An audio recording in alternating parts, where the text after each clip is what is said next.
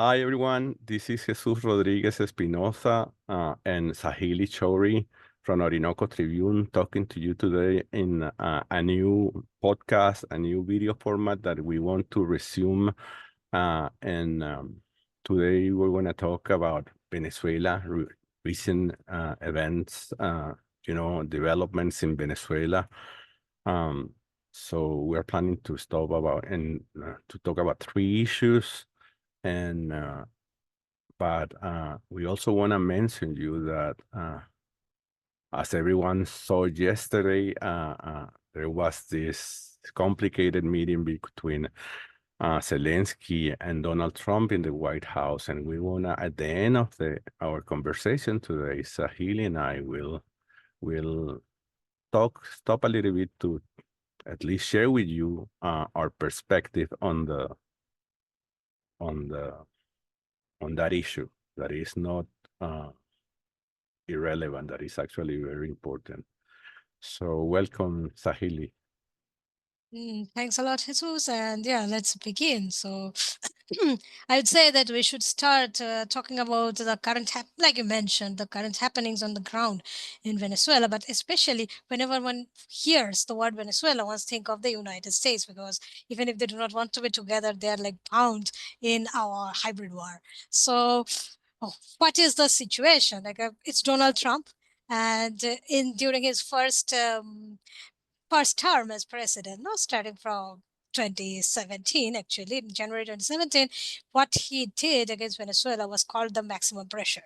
So now that he is back, what is the situation of maximum pressure 2.0? It looks a bit different, but do you think that it is not maximum pressure? It's a different kind of pressure. What do you think it's happening exactly between the two Yes, countries? that's a conversation that has been happening a lot here in Venezuela in recent weeks or months, especially because a lot of right-wingers here in Venezuela thought that Trump was going to resume maximum pressure strategy approach towards Venezuela since day one. They were actually hoping, and there were theories and writings and comments made by right-wing opposition people here in Venezuela that had wet dreams about some violent events happening in the days after President Maduro's inauguration that was on January 10. And they were hoping that some violence might last for several weeks, and then when Trump took office a few days later, he was going to send some mercenaries or some special forces or whatever. So that was the expectation of many right wingers here in Venezuela.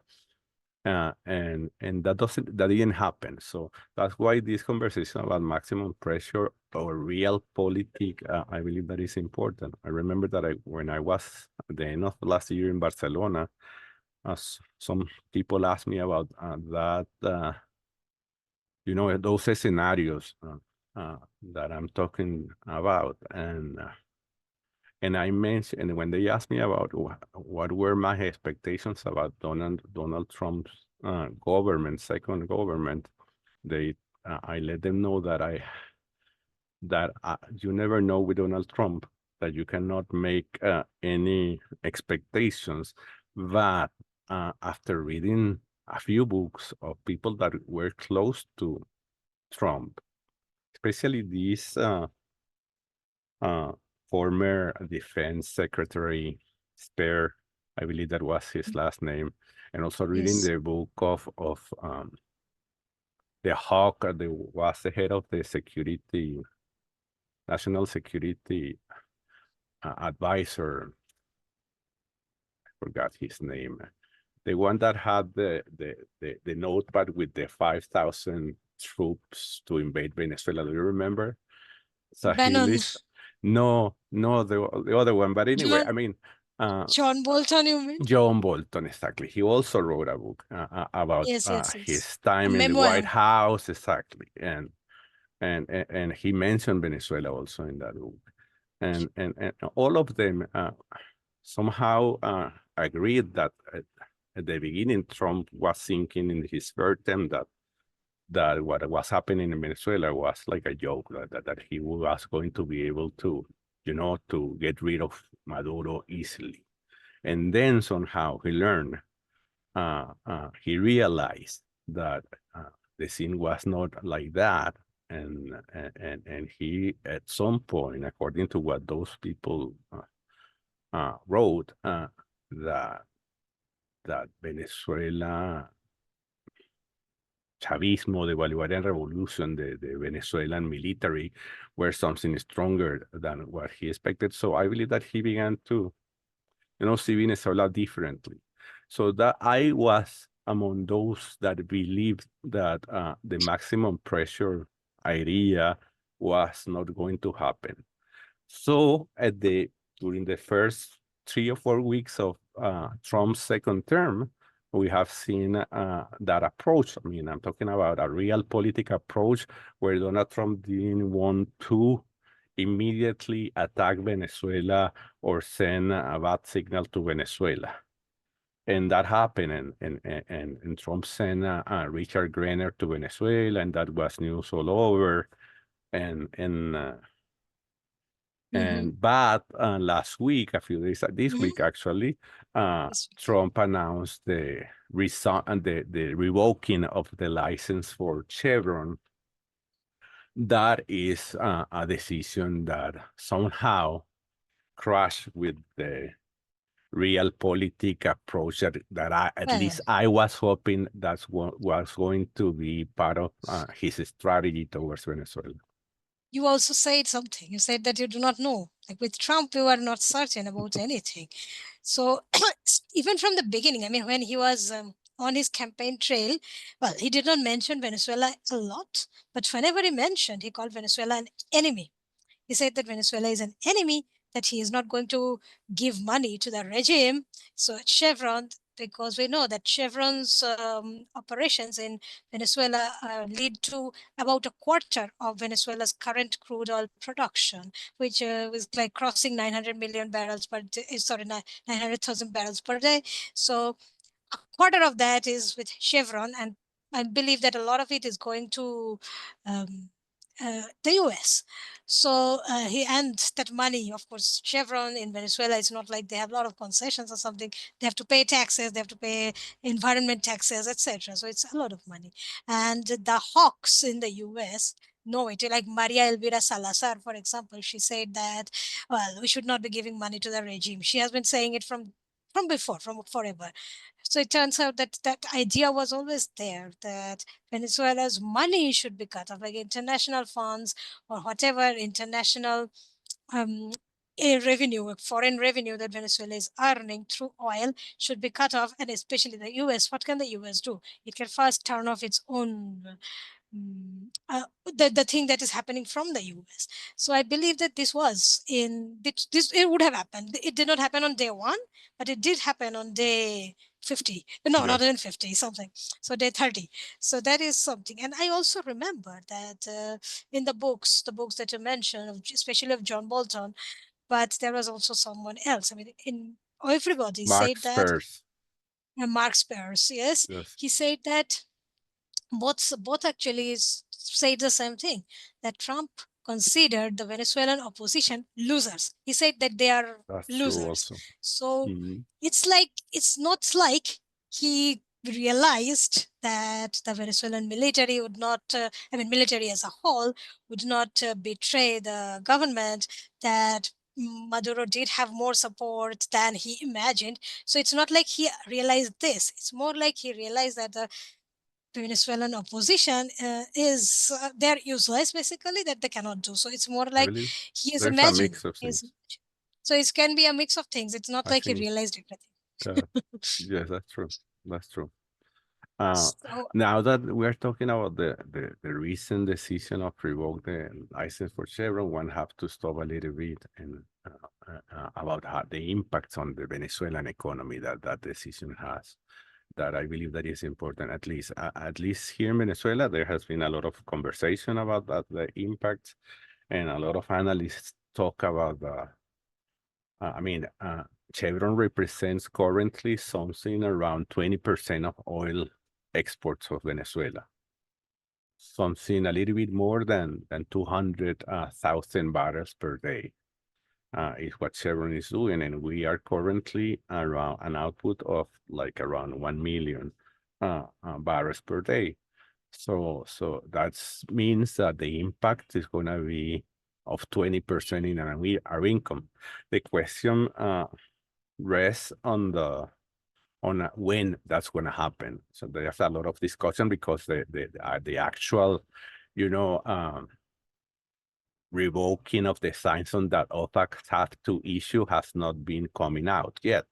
So a lot of people are speculating about that, about if that's 1st of March date that sorry for interrupting, Go ahead. but the license, I mean, what was the end date of the license? Because these licenses are like for 6 months. So when was it supposed to end? In May? I believe that it was somewhere around April and May. I don't remember exactly. I think. But Trump, in his tweet, in his post on Truth Social, he wrote starting March 1st, but nothing has come up yet. And usually OFAC takes, give especially the companies, the corporations that they are trying to protect with these licenses, certain time to retreat. They usually put 6 months everywhere when they take these kind of decisions. So a lot of people here in Venezuela are expecting that next week, OFAC will come up with this resolution or whatever, talking about, the decision Trump and giving 6 months for Chevron too. And that will give us some additional time. I'm talking about the Venezuelan state, the Venezuelan government, to try to find out solutions to the mess, It doesn't mean that we are going to stop producing 200 million barrels because whenever Chevron leaves again the country, PDVSA, which is the majority shareholder of that joint venture that we have with them, will take control of those pozos. I forgot how to say it in English. Fields. It is the joint venture fields. Yeah. Exactly. So we are going to be able to keep, producing that same amount of oil.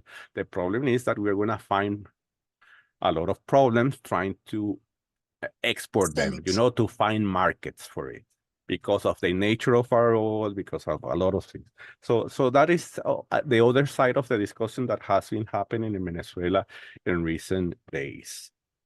Okay, so I just mentioned, like, this is something that I always mention, that the sanctions against Venezuela are not just against Venezuela, they are also against anyone who does business with Venezuela. So anybody, like any new market, will be facing secondary sanctions or tertiary sanctions. That's another discussion. Yes, true. And there are a lot of interest there because Eni from Italy, Repsol from Spain, gas projects that we are doing with British Petroleum and Trinidad and Tobago might also got impacted by this decision. But you don't know. We don't know exactly what is the real decision that OFAC's gonna make, but of course that's another side of the story, the secondary sanctions there.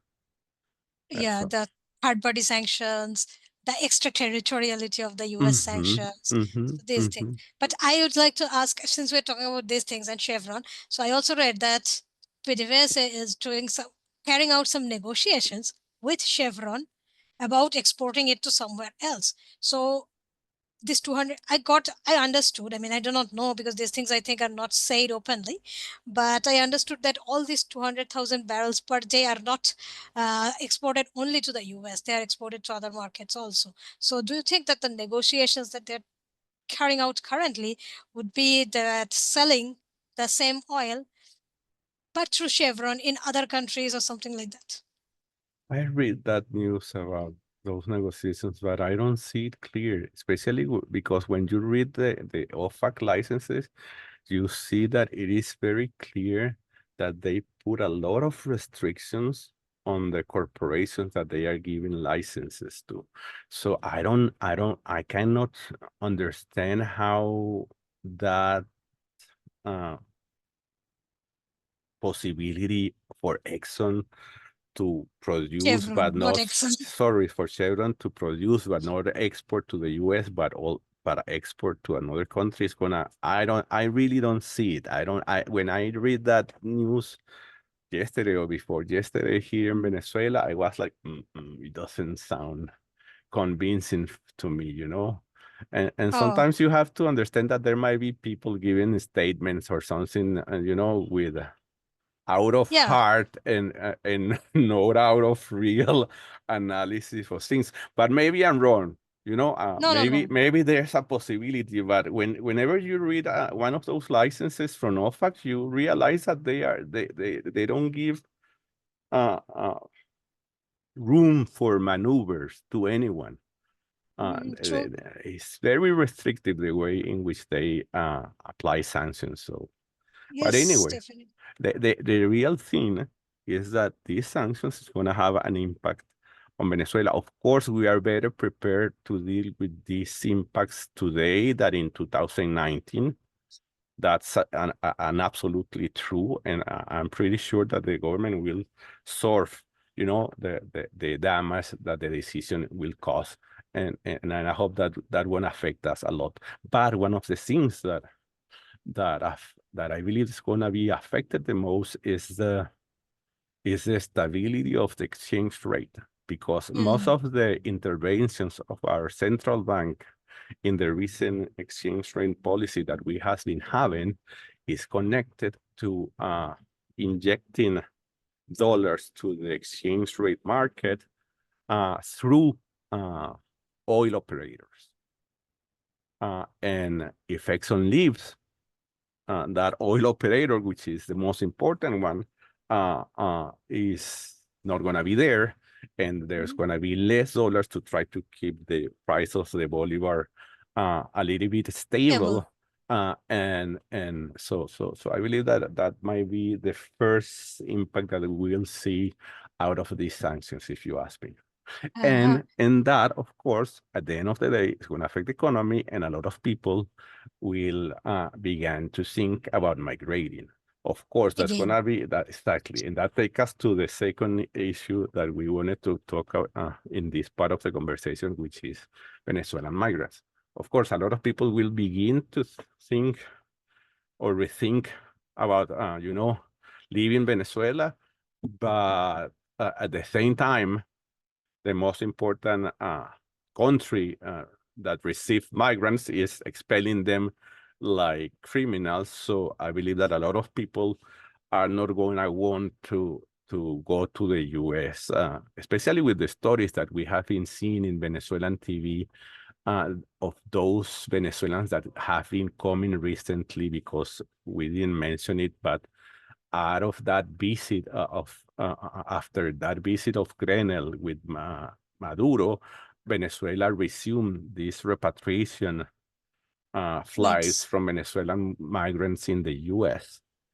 And the Venezuelan government has been showing some of the stories that these kids has been, you know,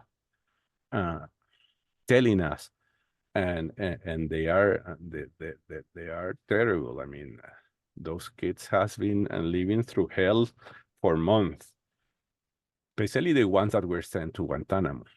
But anyway, I mean, the migrant issue is there. It's gonna somehow it's gonna be affected, and maybe some people, instead of going to the US, they will decide to go to Europe, because I believe that they got fed up of going to Latin American countries because of all the xenophobia and the hardship that they have been living through. And that's why I mean, because of that, a lot of people have been thinking that there's going to be a big wave of new Venezuelan migrants going to Spain or Europe. So that's part of the discussion or the conversation that we have been having around, you know, the migrants. So, no, since we have mentioned Guantanamo, because a lot of people, this has actually been a conversation in the United States as well, and as including in the mainstream media. So, why is, I mean, of course, nobody knows, but why do you think that Trump would be sending these people to Guantanamo instead of directly sending them to to Venezuela, for example? It's like Because 177 people were brought from Guantanamo to Honduras and then to Venezuela. Why it's a all these pressure.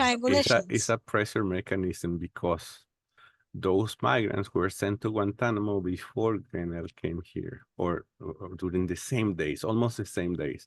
And Oh. I believe that because Venezuela decided during Biden's government to stop those repatriation flights because the Biden government applied more sanctions to Venezuela during those months, Mhm. and because of the seizure of the Plane in Conviasa and Infrasur Argentina. airplane in Argentina, Boeing 747, Venezuela decided to stop those repatriations. So I believe that because there were not communication channels between Venezuela. Remember that we don't have diplomatic relations uh, uh, with the US. So there were no communication channels. So I believe that Trump decided to send them to Guantanamo to pressure the Venezuelan government to find solutions to the issue also, Take them So, back.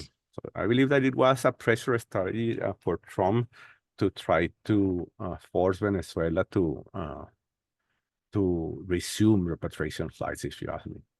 Okay, so since we are in the issue of repatriation flights, many people don't know about this or the program which is called Vuelta a la Patria. Mm, So there are, I mean, maybe if those who read Orinoco Tribune may have some idea, but most people don't read it. So what yeah, is, and also we have not talked, like we have not discussed the intricacies of this plan, etc. yes, So let's talk a bit about Vuelta a la Patria, what these flights are, and how Venezuelan people register to return to their country through yes, this program. yes. I believe that if I recall well, Vuelta a la Patria program was launched by President Maduro in 2018. Yes, And according to the last figures that I've seen, we are close to have received 1 million Venezuelan back to their homeland during the north since 2018, in the last 7 years. The program was heavily, it relies a lot on Conviasa flight. Conviasa is a Venezuelan state airline. But also on buses, especially from Brazil and Colombia. So not too many people talk about that, but also land transportation was part of the program, especially with our bordering countries, Brazil and Colombia. But the beginning of the sanctions, especially since 2019 or 2020, that they put Conviasa in the sanctions list. battery of sanctions of the U.S. Heavily affected the operations of those flights, and they were restricted for several months in some countries, but eventually Venezuela resumed, those repatriation flights from different countries, especially in Latin America. Of course, never in the U.S. Actually, it surprised me a lot that Trump accepted the arrival of two flights of Conviasa into Texas, into a military base in Texas, to bring the first two flights of Venezuelan migrants, repatriated migrants, because Conviasa is sanctioned, and the aviation authority of the U.S., I forgot the name, forbidden Venezuelan planes at all to land in the U.S. and vice versa. They forbidden. I believe that happened also in 2019. They forbidden any U.S. airline to land in Venezuela. So it surprised me a lot. I didn't know how did they skip, those sanctions. But anyway, it happened and it was good. And I believe that it's important to mention that program has been giving that benefit to Venezuelans for free, not in this particular case, but since 2018. So basically, Venezuelans living abroad that has been having hard time, that do not have the means to go back home by their own means, they go to our embassies in those countries and they request the support of the program.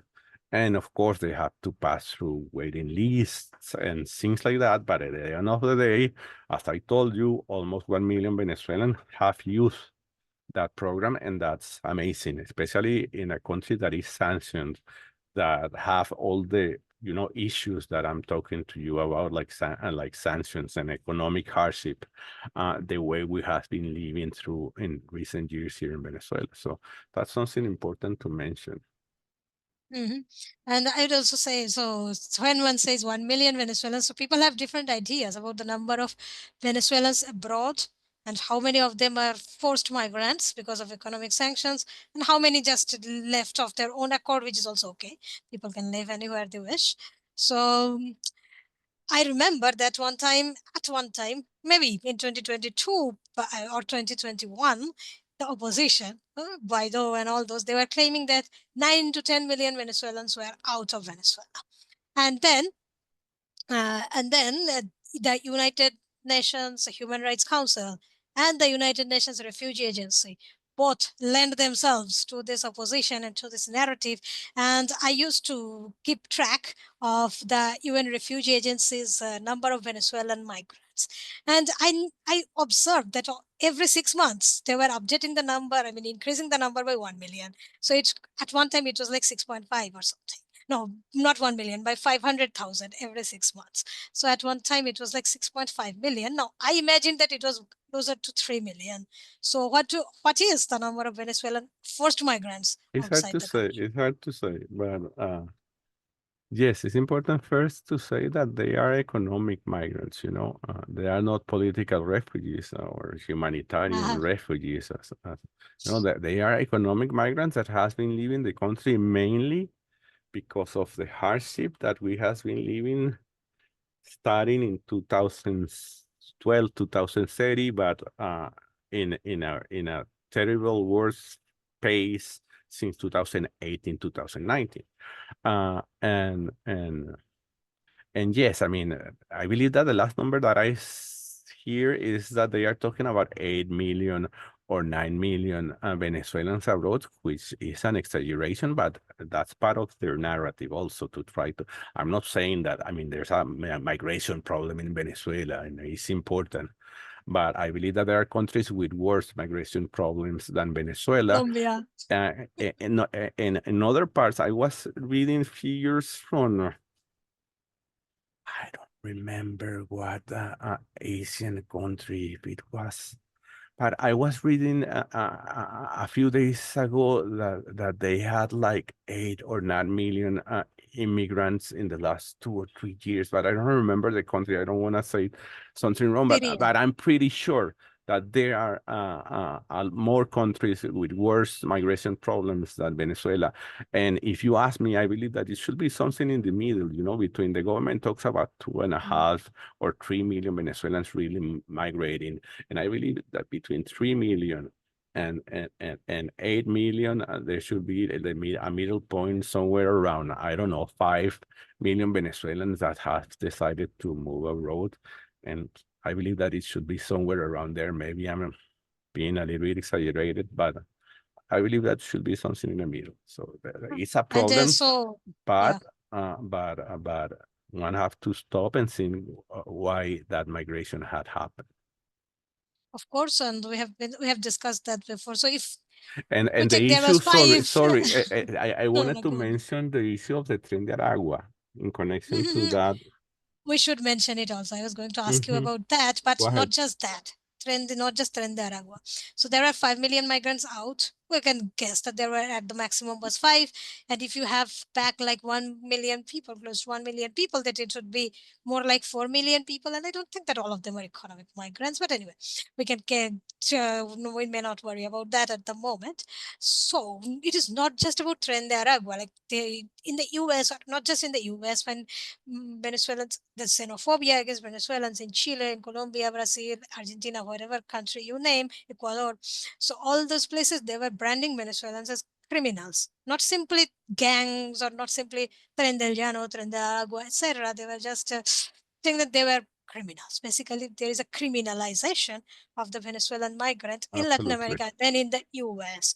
So, and in the US, there is also this narrative, but this is from liberal media, that Venezuela is such a crime infested country, that there is such a lot of crime in Venezuela, that Venezuelans are forced to live because of crime and not because of economic sanctions. They do not talk about economic sanctions. So, and not just liberal, The Economist. The Economist is one of those outlets that publishes these sort of world maps every month, that where crime is high, where democracy is non-existent, etc. So in all these lists, Venezuela is almost in the top 5.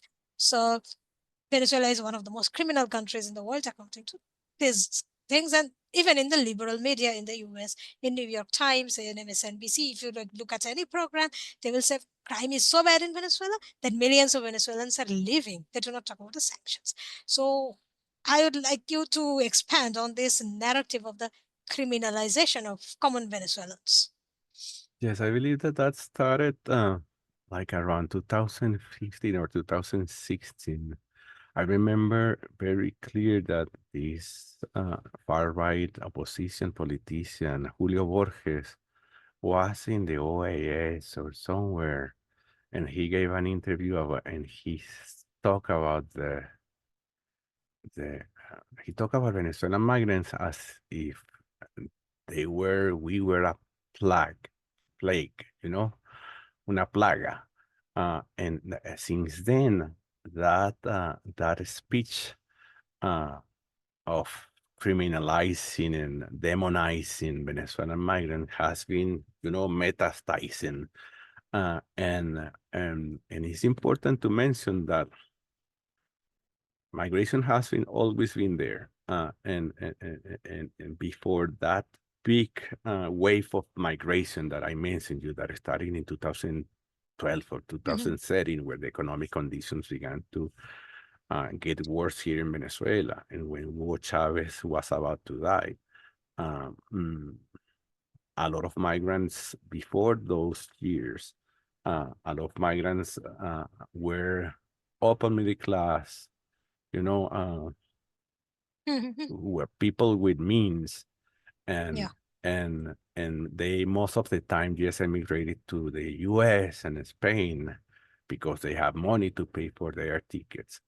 But then all of a sudden, since 2012, as I mentioned, and with the appearance of the Lima Group, a few years later, those countries, far-right governments of Latin American countries began to ask Venezuelans to go to their countries. They invited Venezuelans, and they has been erasing those things from the media. I actually, for an interview a few years ago, I began to look for those statements made by those governments, and it was hard to find. But I know that those statements were there, and that's part of the ignition of this massive migration, especially now of lower, poor people, working class Venezuelan that decided to migrate to neighboring countries here in Latin America because it's the cheapest option for many of them. So they went to Colombia, they went to Ecuador, to Peru, Chile, Argentina. Chile. They went all over, but mostly to Colombia, Ecuador, and Peru, which are the closest one, and Chile also, because of the marketing that they have the best economy in Latin America In and Latin whatever, America. which is a big lie. But anyway, and you can demonstrate it with the recent, blackout that they had a few days ago. But what I'm trying to tell you is that with that massive wave of migrations, a lot of poor Venezuelans, and also criminals move abroad, and that had an effect on the crime in Venezuela. I mean, actually, it's very Caracas and Venezuela in recent years has becoming very safe in comparison with statistics from other countries in the region. But it's true that before those waves, Venezuela was in all the lists of crime, and it was true that we had, a terrible crime indicators in homicides, statistic. But that's not true anymore, especially since 2018 or 19. Those numbers began to go down. But I can tell you that it might be the result of a lot of criminals that move abroad, but also because the government, especially also around those same years, began to crack criminal gangs like Tren de Aragua, like El Coqui, here very close to where I live in Caracas. Yes, we remember. And El Tren del Llano, all those big criminal gangs and the gangs that operated in prisons has been somehow cracked down in recent years. And it's nice that happened because and I believe that began in 2019 or 2020, because the government realized that was an issue, and also because the right-wingers were using those criminal gangs also to promote destabilization in the country. So, it's a complex situation, but the use of those criminal gangs has also been a key argument, as you mentioned, to demonize Venezuelan abroad and to try to export this idea, spread this idea of Venezuela being a place full of control by criminal gangs. And recently, President Trump put the Tren de Aragua, which is almost non-existent in Venezuela. I'm not saying that the Tren de, I believe that the Tren de Aragua is active in Venezuela, but it's not in the same shape like 2 or 3 years ago, because the government has been cracking, as I tell you, but many of them moved to Colombia or to other countries, and they protected them. Iván Duque, especially during the government of Iván Duque in Colombia, they protect a lot of these people from Tren de Aragua. But this has been used to demonize our Venezuelan migrants abroad, especially in the US in recent years, and that's the argument that Trump used to send them to Guantanamo, because he said that they belong. 170 or something Venezuelans were sent there. And he said that all of them belong to the Tren de Aragua. And when they came back to Venezuela, and Venezuelan authorities did the check, none of all the migrants that have arrived to Venezuela has been somehow linked after, criminal background checks with Tren de Aragua. In the first 2 flights, only 8 had death with the Venezuelan judicial systems, and they were put at the hands of the judiciary. And in the second one, the one that came from Guantanamo, also only 8 of them had issues with the Venezuelan justice, and they were all put at the hands of the justice system again. And it's important to say here, we received an email and some messages on social media about this particular issue of what happened with Venezuelans when they arrived to Venezuela, those repatriated migrants I'm talking about. And these migrants, especially in the US, has been spreading the fake version that whenever they arrive to Venezuela, they are put in jail. All of them. And as I tell you, out of 600 Venezuelans that have arrived in these 4 flights that have arrived already, repatriation flights, only 16 of them are actually in jail, as I mentioned you. But they have been spreading in the US that if they put them in those places, I understand, that version, and because those migrants don't want to, maybe some of them don't want to come back to Venezuela, and they are trying to use whatever excuse they can use to try to remain keep alive their asylum application in the U.S.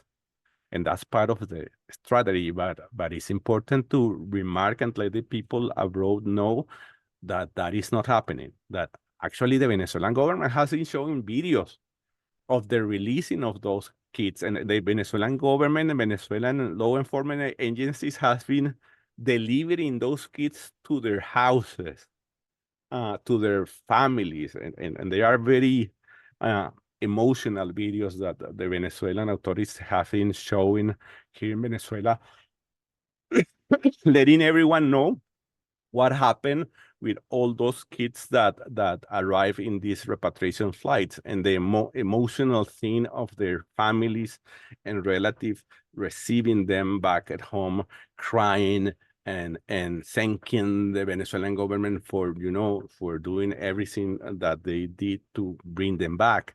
So I believe that is important to mention that particular issue that no one's talk about, but is happening out there. Okay, so I think we should be we should be publishing some of those videos on our social media. I'm not sure if you are doing, but might be. Although we are also banned, I mean shadow banned, whatever, we are sanctioned. But despite that, we should do a bit so that our readers will know and some people might share. Anyway, we are talking about the opposition a lot. And yeah, I remember that speech. I mean, not from outside, from Lima Group. It was from Sebastián Piñera, the former president of Chile who died. Anyway, so he got God's justice. But anyway, so I will let's go over to the opposition. And we have been talking about the opposition a lot and how the opposition has weaponized all these issues, sanctions, which they themselves asked for and or applauded. Then the migrants, which they also created, and etc. So, what is the state of this far right opposition? And I will say why I like to call oppositions, but let you start and what they're thinking. Yes. Since maximum pressure 2.0 is not shaping up the way they had imagined. Yes, actually, we published yesterday or before yesterday in Orinoco Tribune something like a criticism that a Venezuelan deputy made on Maria Corina Machado's uh, joy out of the announcement of the new Chevron. Trump Chevron sanction revocation, whatever.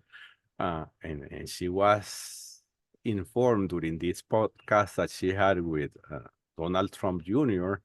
of the news, and she was like rejoiced. Her face glowed out of joy because of the news. I mean, you just have to watch the video of the podcast, and you will see her face exploded in joy out of the announcement. So yes, I mean they are, and she actually said that gave her some breath, and that's true because they has been out of oxygen since President Maduro's inauguration. And before that, of course, but after Maduro's inauguration, things has been getting worse because they don't have any tools to mobilize their supporters. I'm not saying that they are not opposition supporters. There are a lot. They actually got in the last elections like 40% of the vote, but they are tired of going to the street and be the cannon fodder for any opposition Machiavellic machination or destabilization plot. So they are not able to mobilize people. If you know politics, I mean, you know that if you are not able to mobilize people, you are in big trouble.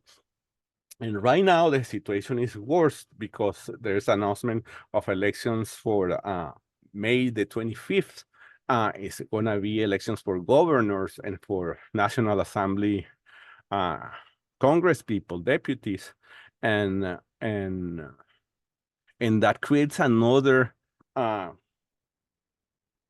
friction environment among oppositions in Venezuela. And we have what we call in Venezuela the democratic opposition, at least the ones that don't boycott the electoral Elections. process and things like that.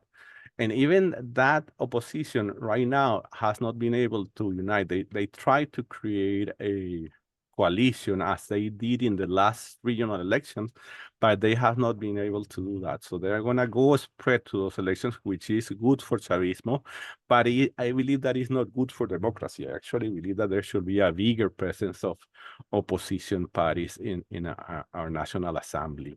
But anyway, I mean, that's the result of their mistakes. It's not the results of, but that is happening in that section of the opposition that we call democratic opposition, even though there are some actors there that are not very democratic. But anyway, that's how they call themselves. And some Chavistas call them that way. And of course, the far right opposition is, as I told you, like disbanded. They are fighting for who has the leadership there. Maria Corina Machado is running out of stamina already. She is not capable of do anything in the country. Uh, uh, the only thing that she has is the support of far, right wingers in the U.S.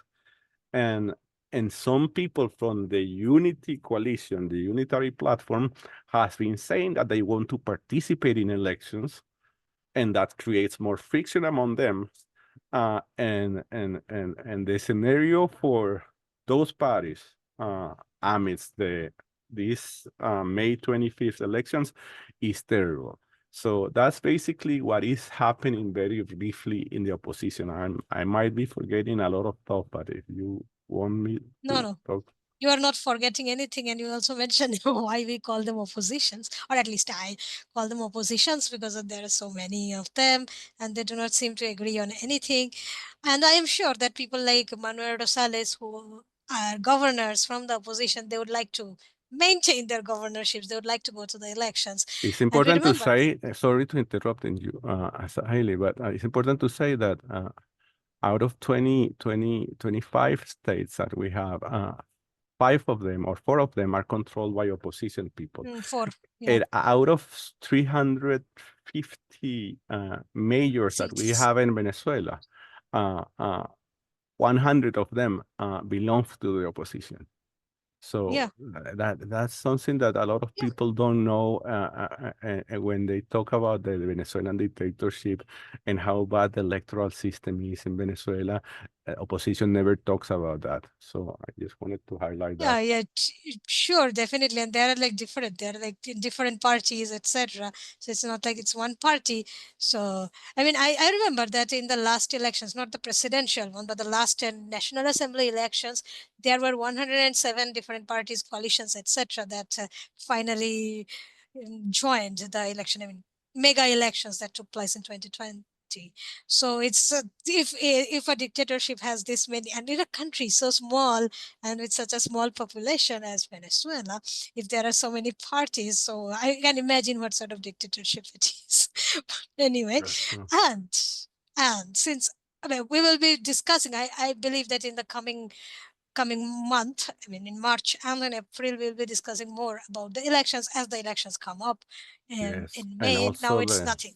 the constitutional reform issue, that is something that is Yes, the happening, but constitutional we don't reform have will. time to talk about that today, Yes, but so we we'll should talk just about talk that. about, yeah, definitely we will. But once it takes shape, once the Mhm. constitutional reform takes shape and we have a document publicly available, so we will be talking about those things. I'll just ask you something to briefly mention something that's also an important issue, I believe, which is the Venezuelan border security, especially given the situation in Colombia in the Catatumbo. The Catatumbo is Mhm. shared by Venezuela and Colombia. So Mhm. what's happening there, as well as the Guyana issue, which is a U.S. proxy. So Yes, we'll touch this briefly before we go over yes, to the clown show in Washington.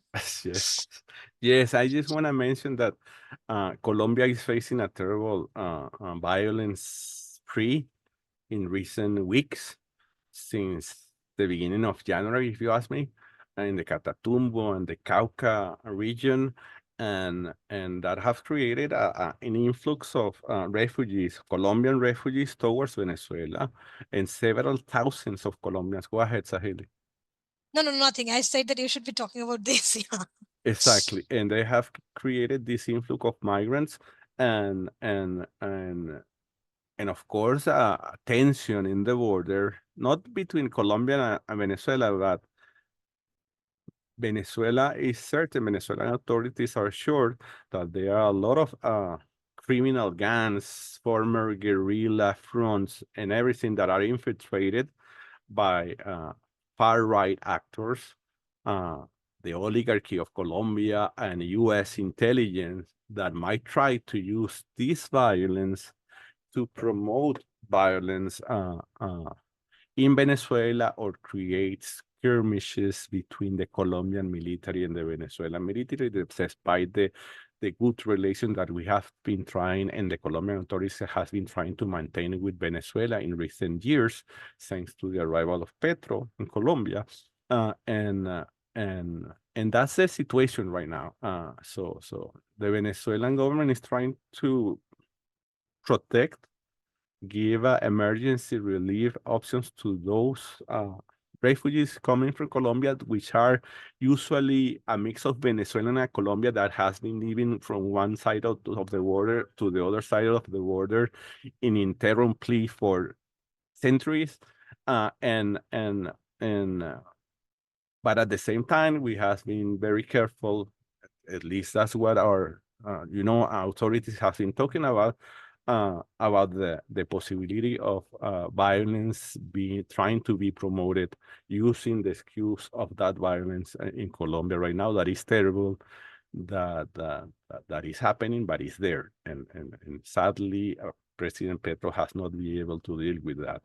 And I don't put the blame of them on him alone, because it's a complex issue, and those guerrilla organization has been heavily infiltrated by narco traffic, intelligence agencies, all the Colombian oligarchy and everything. And on the other side, in Guyana, we have the permanent issue of the Guyanese people being so big lapdogs for the U.S. and imperialist powers that they have been, making statements or creating situations like the thing that happened a few days ago in the border with the Bolivar state in Venezuela and the Essequibo region, in an area that is full of it's an area rich in diamonds and gold, and it's an area that is hard to control, not only in the Guyanese area, but also in the Venezuelan area, I have to say, because there are mafias, there are gangs that illegally explode Mine.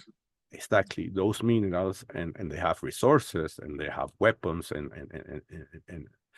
that situation created this skirmish between one of these criminal gangs allegedly. That's the story that the Guyanese government has been spreading. This Venezuelan gang confronted a Guyanese patrol, and like 4 Guyanese soldiers were injured in that skirmish.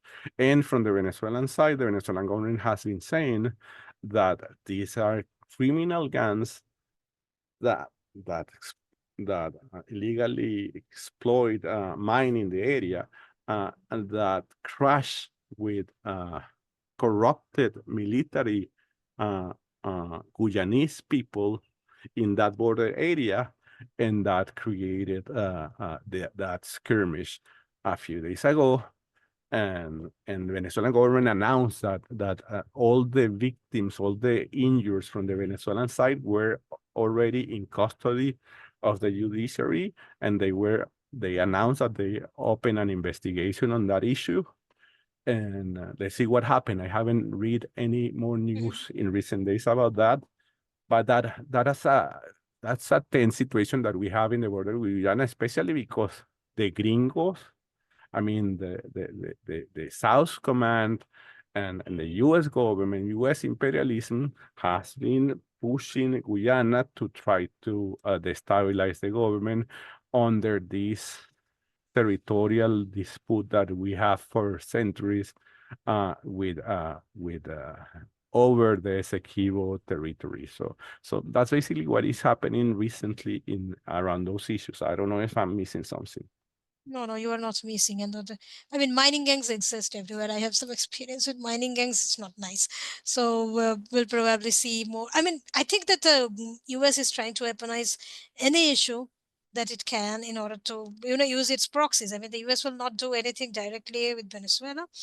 Probably not. I mean, the mercenary and all these things is imagination for the time being, but it will be using any issue it can to incite Guyana specifically, but I believe also Trinidad, maybe also Colombia, not the government but others, to do something in Venezuela. And this is probably, in my opinion, this is the new maximum pressure 2.0.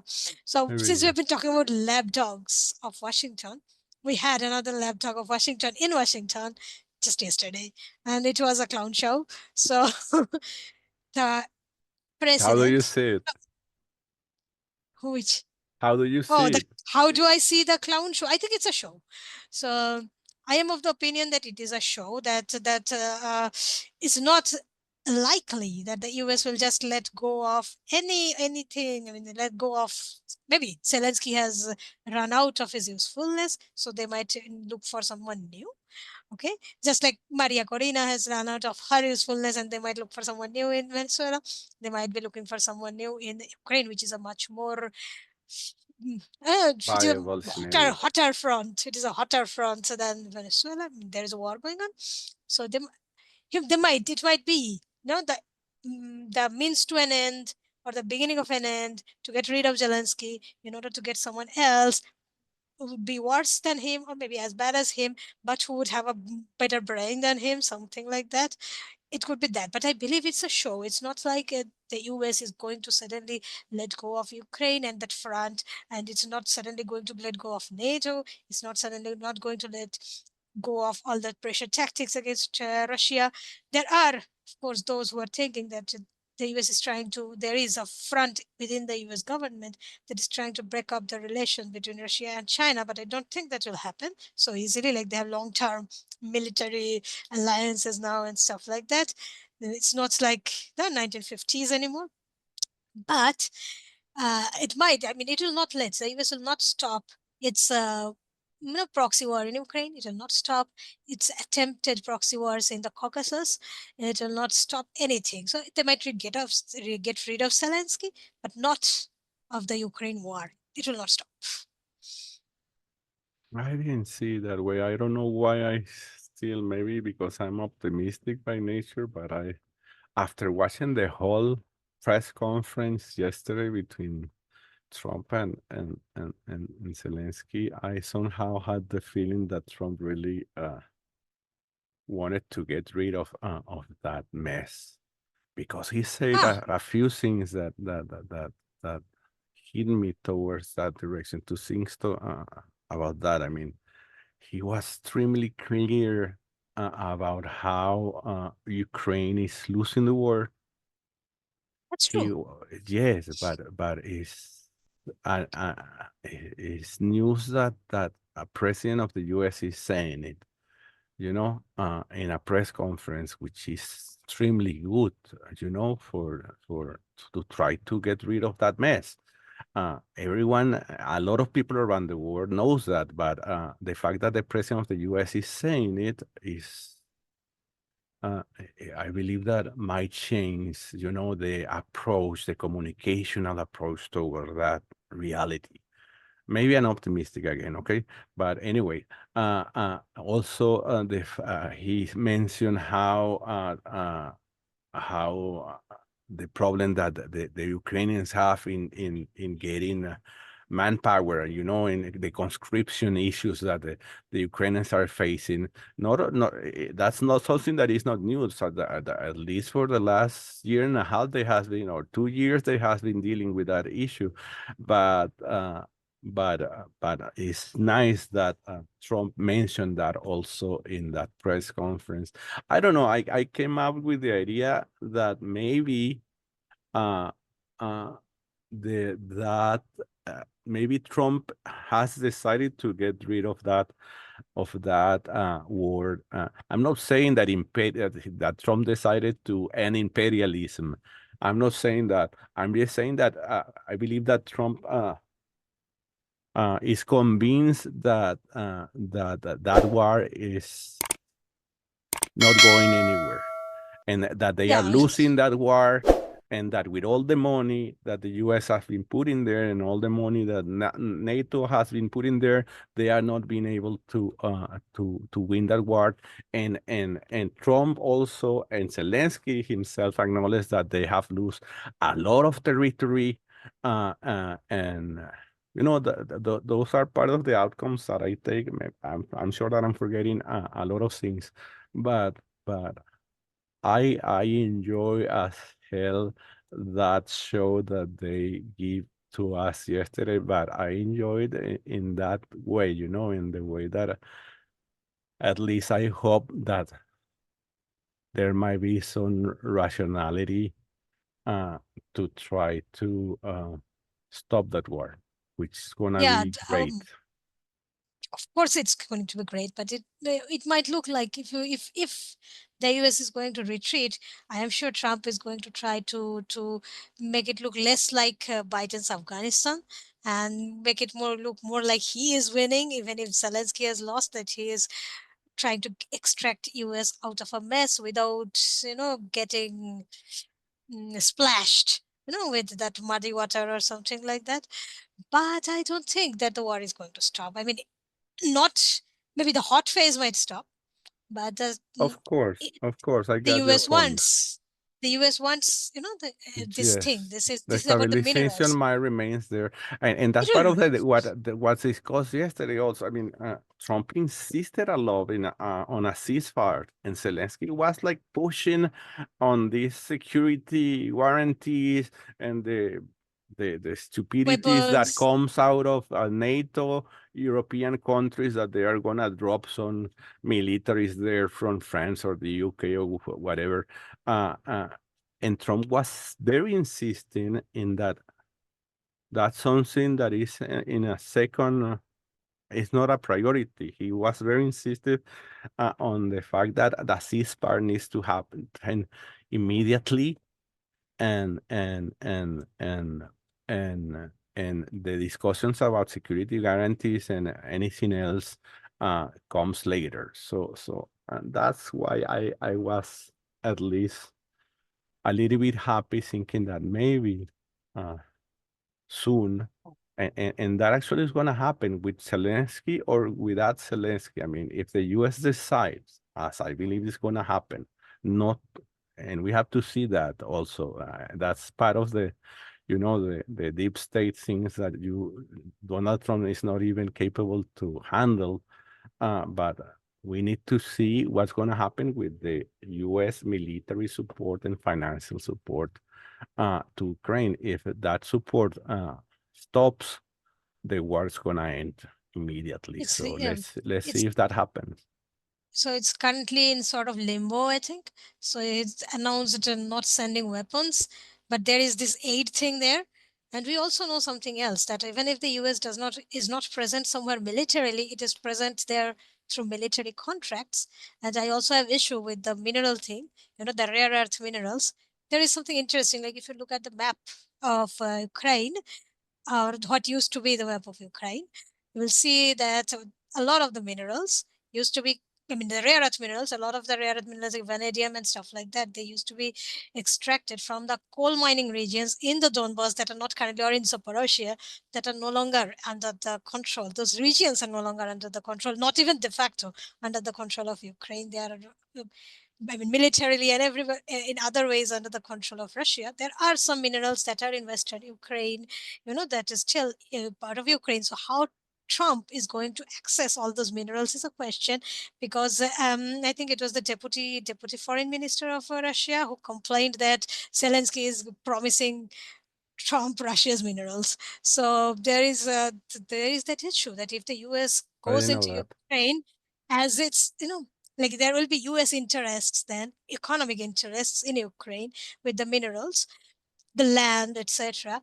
And if someone does a false flag or something and starts a war there, you know, deep state you Yes, mentioned, these probabilities are always there. I mean, when NATO is at your doorstep, when NATO is your neighbor, you should be always remain very alert and afraid of it. That's my that's take. true. I mean, I'm That's sure. true. So I'm sure that the people of Russia, I mean, the government, the authorities of Russia, of course, they are more knowledgeable than me and more experienced, so they know all these things. And the war has not stopped. I mean, the Russian special military operation has not stopped. Today itself, the Russian military announced the liberation of two settlements in the Donetsk People's Republic in the central Western Front. The southern front no longer exists. It is already entirely under Russian control. And in the last week, it had liberated 8 settlements, 4 of them in Donetsk and Lugansk. So you can imagine that the SMO is continuing. It has not stopped. So I believe that we did it. Well, I believe that we talk more than what we should be talking. I mean, we wanted to do this a little bit shorter, but it's okay for the last, attempt to resume the podcast. I invite everyone to visit Orinoco Tribune to support us. We need support. We need donations. We live out of crowdfunding, and that crowdfunding has not been doing very well in recent months, if I tell you so. Your help is going to be always appreciated. And thank you, Sahili. You are free to close the conversation. And so thank you, Jesus, and thanks a lot to Dalal, who is behind and I mean in the backstage controlling all these things. So thanks a lot to Yes. you. And it is also her who came up with, who pushed us towards resuming these things. So thanks a lot for that also. And we'll try to be doing this at least at the beginning for every month, while we'll be discussing the most important issues that are happening in Venezuela, in Latin America, as well as if this sort of clown shows go on in Washington Yes. or elsewhere. We'll also touch on them. We'll also be touching on other issues in the future. So, Jesus, thanks a Yes. lot. Dalal, thanks a lot. Let us continue this thing. Thank you for listening, Compass. Bye bye.